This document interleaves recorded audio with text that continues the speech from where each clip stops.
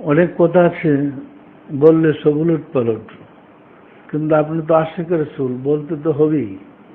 মারফত গোপন, এই গোপন মারফত আমি করি না। গোপন মারফত আমি করতে রাজি না, যেটা ওপেন করা যাবে না। তো মেজো হুজুর সাল্লাল্লাহু আলাইহি ওয়াসাল্লামের রওজা পাকে গিয়ে যখন সালাম দিছে, নবীজি কত সিংহাসন মোবারক বসে কদম মোবারক দিচ্ছে, উনি পায়ে চুমু খেয়েছেন।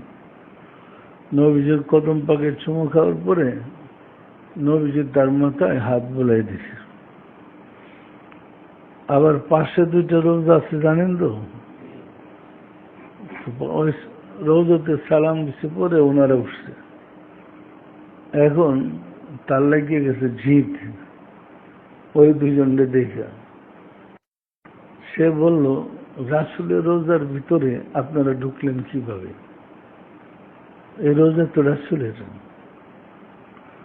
রাসূলের রোজার ভিতরে ঢুকলেন কিভাবে? মনিবার গোলাম এক রুমে থাকতে পারে? আপনারা ঢুকলেন কেন? সে গেছে ওনাদেরকে চার্জ করতে। বুঝছেন না? বুঝেন নাই? সম্মানিত আশিক রাসূলেরা। পরে ওনারা অনেক কান্দাকাটি করছে আর বলছে, সারা বিশ্বের মুসলমানরা আশিক রাসূলরা আমাদেরকে গালি দেয়, হারামি কাবির বলে। ইরানের হেরা জিয়ারত করতে আসলে আবু বকর উমর বলে হারামি কাবির, গালি দেয় এখানে আশিক রাসূলরা।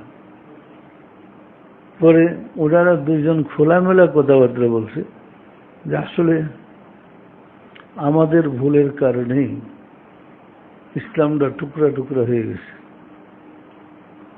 যদি রাসূলের পরে হযরত আলী কারিমুল্লাহ ভাইসহ খলিফা নির্বাচিত হইতেন, তাহলে নবী পরিবারটা এইভাবে ধ্বংস হইত না।